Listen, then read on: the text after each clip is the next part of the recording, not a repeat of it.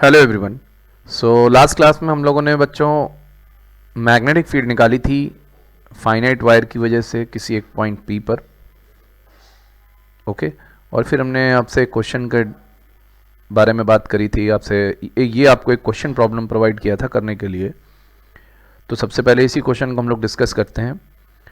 Okay, हमने क्या समझा था, थोड़ा सा मैं आपको पीछे की स्लाइड्स में भी दिखा देता हूँ कि हम लोगों ने फर्दर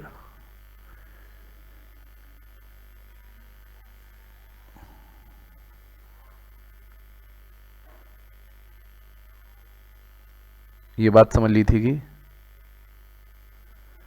अगर हम कोई वायर ले रहे हैं इनफाइनाइट के लिए ये फॉर्मूला आया था, फाइनाइट वायर के लिए जो फॉर्मूला आया था उसमें θ1 θ2 क्या थे, एंगल्स थे। θ1 परपेंडिकुलर वाइज जो भी परपेंडिकुलर था, उस परपेंडिकुलर से वायर के लिए परपेंडिकुलर जो लाइन जा रही थी उस पॉइंट से, उससे ऊपर की डायरेक्शन में एंगल था। और θ2 क्या था, जो परपेंडिकुलर से नीचे की डायरेक्शन में एंगल था, जब तक कि वायर के अपर मोस्ट एंड को मिलाने वाली लाइन ना मिल जाए। ठीक है ना। तो इसी बिहाफ पे अब हम क्वेश्चन को सॉल्व करेंगे। सिर्फ एक ही फॉर्मूला है, सिर्फ यही फॉर्मूला है जो कि हम जनरली यूज करेंगे। ओके, बहुत सारे फॉर्मूले बनाए जा सकते हैं इनके लिए बहुत सारे केसेस में, बट आप एक से ही जब काम चल सकता है तो बाकी फर्दर अलग अलग फॉर्मूले ध्यान रखने की क्या ज़रूरत है। आइए देखें, ये अब क्वेश्चन है अपने पास में। अब देखिए, सबसे पहला काम तो ये वायर जो है ये सेमी इनफाइनाइट वायर है। कैसा वायर है? सेमी इनफाइनाइट वायर है। देखिए ध्यान से, यहाँ पर इसका एक एंड है, ये येलो से देख रहा है जो कि, और ये इधर की तरफ इनफाइनाइट जा रहा है। ठीक है, और ये हॉरिजॉन्टल के साथ इंक्लाइंड है 30 डिग्री के एंगल पर। अच्छा, इसके इस एंड से डी डिस्टेंस पर एक पॉइंट मैंने पी लिया है। इस पी पॉइंट पर मुझसे मैग्नेटिक फील्ड पूछी गई थी। ओके, तो सबसे पहले मेरा काम क्या होता है? सबसे पहले मेरा काम होता है कि वायर पर परपेंडिकुलर ड्रॉप करना। किस पॉइंट से? जिस पॉइंट पर आपको मैग्नेटिक फील्ड पूछी जा रही है उस पॉइंट से आप वायर पे परपेंडिकुलर ड्रॉप करें। तो हालांकि यहां तो वायर है ही नहीं सर, तो क्या करेंगे? तो कोई बात नहीं, आप परपेंडिकुलर ड्रॉप कर दें। आप थोड़ी देर के लिए इमेजिन कर लें, हालांकि यहां वायर नहीं है, हम भी जानते हैं इस बात, लेकिन परपेंडिकुलर डिस्टेंस जो आएगी वो ये आएगी। ये मैंने परपेंडिकुलर ड्रॉप कर दिया इस पॉइंट से। अब एक्चुअल में जो डी होती है वो ये डी नहीं है, डी ये है। ठीक है ना। तो अब हमें इस वैल्यू को निकालना पड़ेगा कि ये वैल्यू कितनी आएगी। बहुत सिंपली हम निकाल सकते हैं। देखिए, ये एंगल 30 डिग्री है, ये एंगल 90 डिग्री दे रखा है। ठीक है, तो आई होप कि ये एंगल कितना होगा, समझ रहे होंगे आप लोग। ठीक है ना, 60 degree. Okay, this is 90, then this is 60, 60 30 90 90 180। Okay, अच्छा, अब अगर ये एंगल 60 डिग्री है और मुझे ये निकालना है, थोड़ी देर के लिए मैं इसे ए मान ले रहा हूँ। क्या मान ले रहा हूँ? तो ए। तो अब इस ट्रायंगल में देखो, तो ये A by D, A by D क्या होगा? साइन कॉस टेन क्या होगा? Sine 60 degree. ठीक है ना, दिख रहा है सभी को? ओके, तो ए क्या हो जाएगा? D sine 60 √3/2। इसका मतलब ये जो डिस्टेंस है, जो कि मुझे परपेंडिकुलर डिस्टेंस एक्चुअल में फॉर्मूले में रखनी है, अपना फॉर्मूला यही तो होता है ना, μ0I/4πd sin θ1 plus sin θ2। Okay, उसमें जो d है वो मैं क्या रखूंगा? d √3/2 रखूंगा। ओके, क्योंकि ये परपेंडिकुलर डिस्टेंस होती है उस पॉइंट से वायर की। अच्छा, अब सवाल उठता है θ1 और θ2 का। जैसे ही θ1 θ2 मुझे पता चलेंगे, फाइनल आंसर मैं कंक्लूड कर सकता हूं। ओके, तो बेटा θ1 के लिए क्या करेंगे? हम इस पॉइंट से वायर के अपर एंड की तरफ सोचेंगे। तो बेटा जब इस पॉइंट से आप वायर के अपर एंड को मिलाने वाली लाइन तक जाओगे तो ऑब्वियसली 90 डिग्री एंगल बनेगा, क्योंकि ये पॉइंट ये कहां तक जा रहा है? इनफाइनाइट तक जा रहा है। तो without any hesitation what we can say, we can conclude that θ1 in this case is what? 90 degree. θ1 क्या है? 90 degree. Okay, is that clear? अब हम बात करते हैं θ2 की, जो कि इंपॉर्टेंट है यहां पर। θ2 क्या होता है? इस पॉइंट से वायर के लोअर एंड को मिलाने वाली लाइन के का एंगल, लेकिन इस पॉइंट इस परपेंडिकुलर से, बाइसेक्टर नहीं, परपेंडिकुलर से डाउनवर्ड डायरेक्शन में जाना होता है। तो देखो, हम तो डाउनवर्ड डायरेक्शन में जाएंगे। अगर ये यहां ये लाइन मिल रही है मुझे, जो कि लोअर एंड को मिला रही है। चाहूँ तो मैं पूरा ये एंगल लिख दूँ थीटा 2 में, या फिर मैं उल्टा चला जाऊँ ऐसे और मैं थीटा 2 को माइनस में लिख दूँ। दोनों ही बातें हैं, मैंने आपको एंगल जब लिए थे तो आपको समझाई थी ये बात। तो अगर ये 60 है, ये 90 है, तो ऑब्वियसली एंगल 30 डिग्री होगा। तो क्या मैं थीटा 2 को माइनस का 30 डिग्री लिख सकता हूँ? बिल्कुल लिख सकता हूँ, ठीक है ना? ठीक है ना? ओके बच्चों, सो अब इस क्वेश्चन में कुछ भी बताने जैसा नहीं रह गया। अब फाइनली हम फॉर्मूला लगाएंगे, सीधे यहीं लिख देंगे बी को।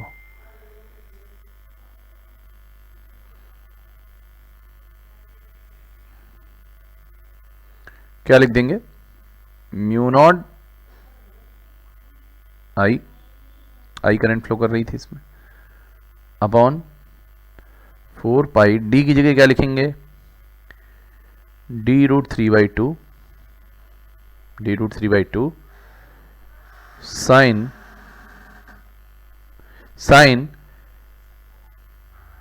90 degree plus sine minus 30 degree.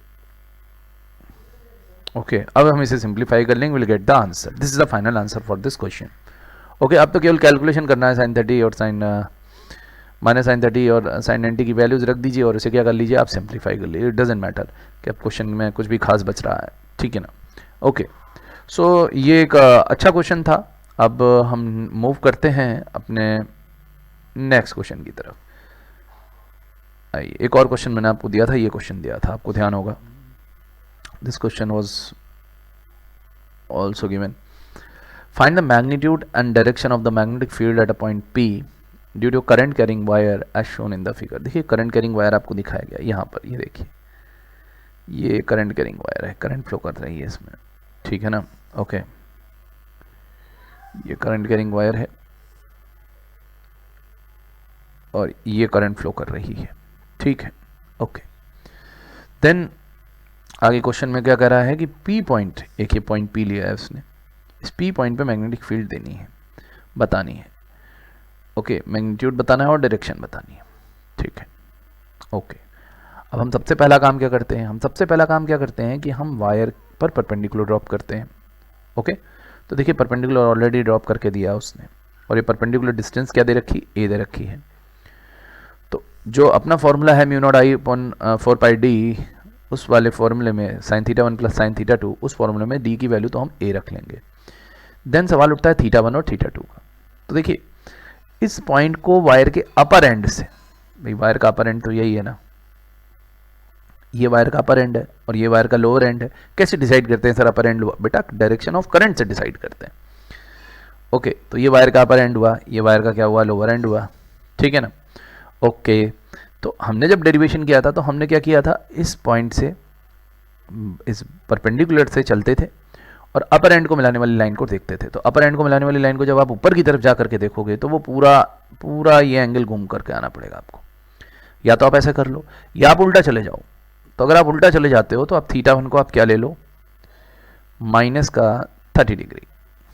Okay, and theta 2 के लिए इस पॉइंट से, इससे हम लोअर की डायरेक्शन में चलते हैं। लोअर डायरेक्शन में तो कोई दिक्कत ही नहीं है, लोअर एंड को मिलाने वाली लाइन जो आ रही है वो सीधे सीधे कितना एंगल बना रही है? 60 डिग्री एंगल बना रही है। तो theta 2 is what? Theta 2 is your about 60 degrees. Is that okay? तो फॉर्मूला क्या आएगा? Mu naught I upon 4 pi A sine minus 30 degree plus sine 60 degrees. Okay, तो mu naught I upon 4 pi A, ये हो गया अपने पास -1/2 sine minus theta minus sine theta plus √3/2। अच्छा, अब डायरेक्शन की बात कर लेते हैं, डायरेक्शन की बात करते हैं। तो डायरेक्शन के लिए हम राइट हैंड थंब रूल को यूज़ करेंगे, फिंगर्स को कर्ल करेंगे डायरेक्शन ऑफ करंट में, कर लिया ऐसे। और मैग्नेटिक फील्ड अब मुझे इधर निकालनी है, ठीक है ना? तो मैं हाथ को ऐसे घुमाऊंगा। ओके, तो किधर जा रहा है? बाहर की तरफ। ओके, थंब किधर जा रहा है? बाहर की तरफ। तो किधर होगी मैग्नेटिक फील्ड? बाहर की तरफ। डायरेक्शन क्या लूंगा मैं? आउटवर्ड। इसका मतलब होता है आउटवर्ड। इसे और सिंप्लीफाई कर लेना आप, ठीक है ना। Okay, as per your convenience. चलिए ये एक और क्वेश्चन हो गया अपने पास में। अच्छा, अब चलिए एक और नेक्स्ट क्वेश्चन लेते हैं, थोड़ा इससे अच्छा क्वेश्चन लेते हैं और बेटर क्वेश्चन लेते हैं। या इट्स अ गुड क्वेश्चन। देखिए क्या कह रहा है क्वेश्चन में। A long straight wire carrying a current I is bent at midpoint. इसको क्या किया गया है, मिड पॉइंट पे बेंट कर दिया है, इस bent at the mid point two form an angle of 45 degree. 45 degree का एंगल बनाने के लिए find the induction of magnetic field eight point P। Point P पे इंडक्शन ऑफ मैग्नेटिक फील्ड बताना है। इंडक्शन ऑफ मैग्नेटिक फील्ड हमें P point पर बताना है at a distance R from the point on the bending. जहाँ से bend किया है ना आपने, उस पॉइंट से ये कितनी दूरी पर है, R की डिस्टेंस पर है। ओके, तो बेटा देखा जाए तो अब ये दो वायर हो गए हैं। वैसे तो ये एक ही था, उसे हमने बेंड कर दिया, तो हम दो वायर की तरह से इसको ट्रीट कर सकते हैं। ओके, कह रहा है लॉन्ग स्ट्रेट वायर है, भाई दिख रहा है, उसको हमने बेंड कर दिया है मिड पॉइंट पर। Okay, form an angle of 40 degree, 45 degree का एंगल बनाते हुए, और P पॉइंट पर मुझे मैग्नेटिक फील्ड निकालनी है जो कि R डिस्टेंस पर है। तो सबसे पहला काम, थोड़ा सा समझें, डायग्राम को रिकंस्ट्रक्ट करके सोचें थोड़ा सा। देखिए एक एंड जो है,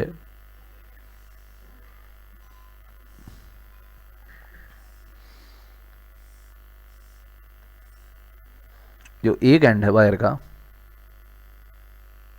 तो कुछ ऐसे जा रहा है, आगे इन्फिनिटी को जा रहा है, और एक एंड कुछ ऐसे जा रहा है, आगे ये भी इन्फिनिटी को जा रहा है। ओके, अब यहां से R दूरी पर आपने एक पॉइंट लिया है, P पॉइंट लिया हुआ है, जैसा कि डायग्राम में देख पा रहे हैं आप।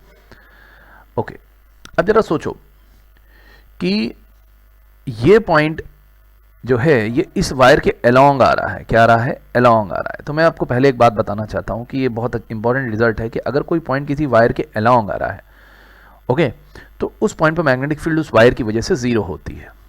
ठीक, ऐसा मैं क्यों बोल रहा हूँ? क्योंकि θ1 θ2 एक्चुअल में दोनों जीरो हो जाएंगे।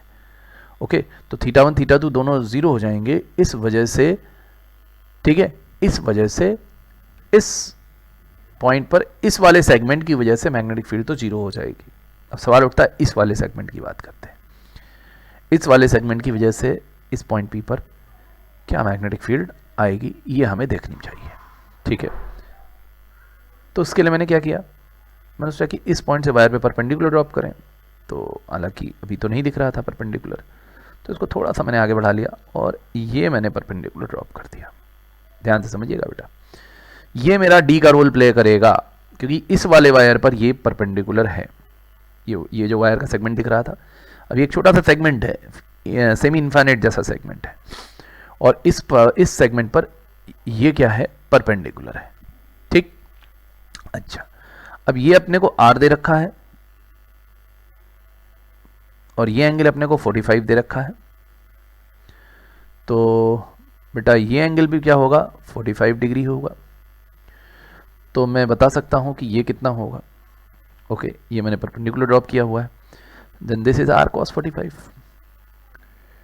R cos 45 बोल सकते हैं, या हम एक काम करते हैं, हम सीधे सीधे ट्रिग्नोमेट्री साइन और कॉस के झमेले में ना पढ़ के आपको बेसिकली लिख करके दिखा देते हैं।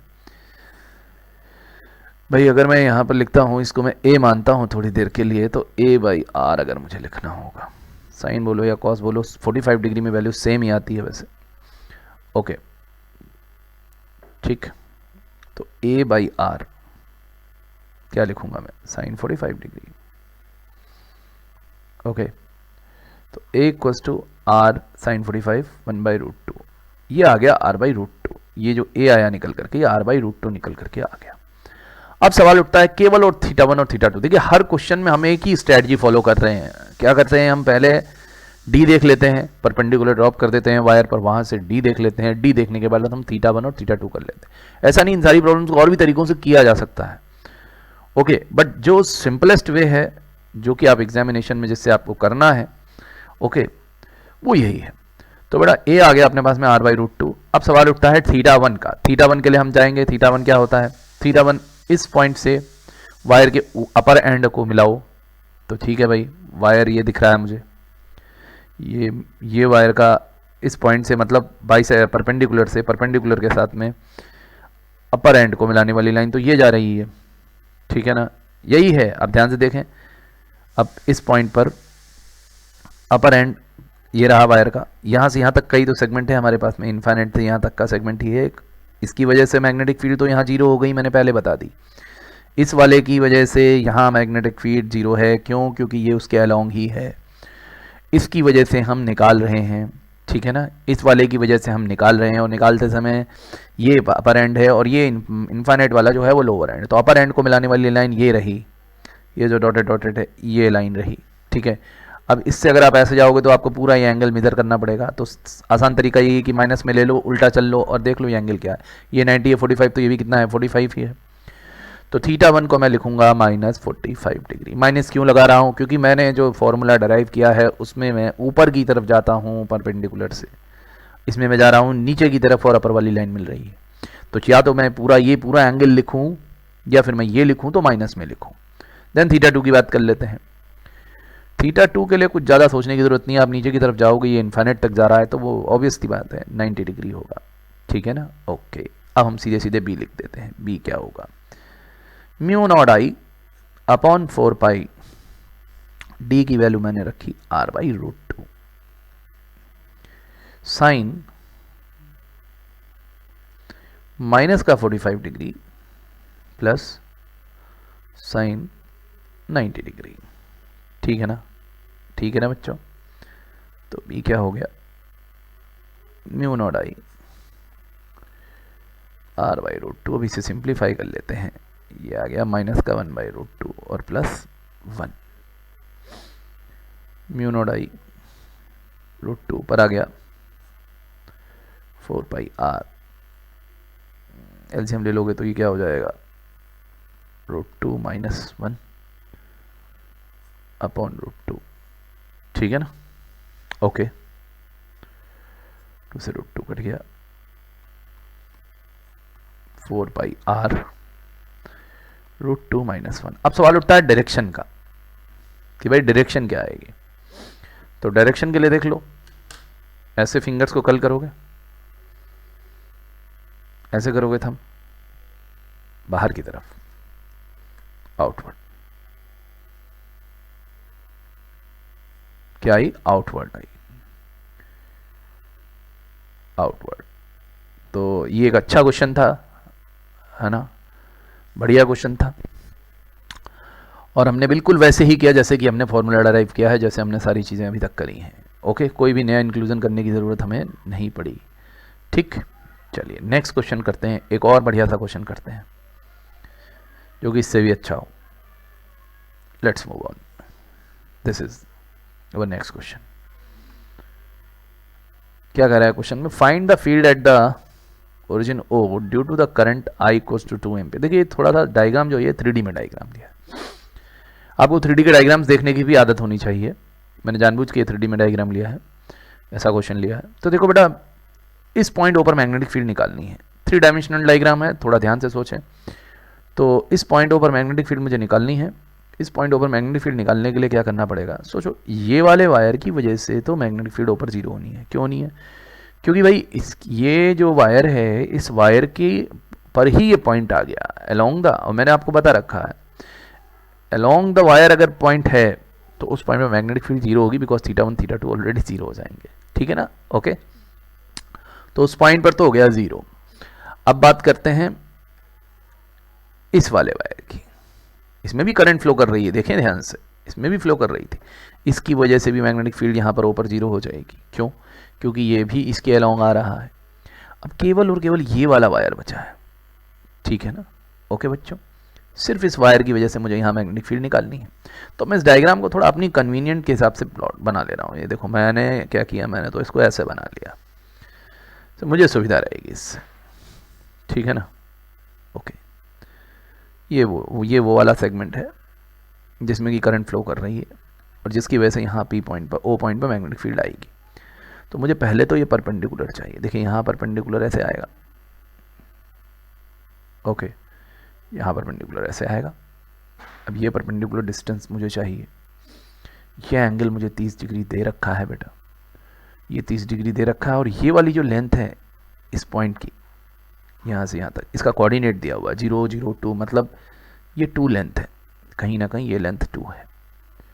ओके ओके, तो ये लेंथ 2 है, ये 30 है, ये पूरा 90 है, तो ये एंगल ऑब्वियसली कितना हो गया भाई, 60 हो गया मेरे पास में। ओके, अब अगर मैं परपेंडिकुलर देख लूँ, ये 2 है, तो इसकी वैल्यू मैं निकाल सकता हूँ। ओके, इसको मैं d बोल दे रहा हूँ, तो सीधे सीधे d अपॉन 2, इसको मैं d बोल दे रहा हूँ, यही वो जनरली d होता भी है, फॉर्मूले में भी d लिया था, तो d अपॉन 2, ठीक है, ये क्या हो जाएगा साइन 30।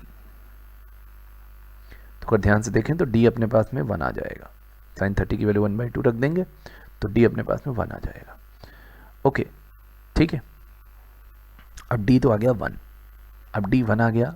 अब सवाल में बहुत ही आसानी से आप सोच सकते हो कि ये जो पॉइंट है,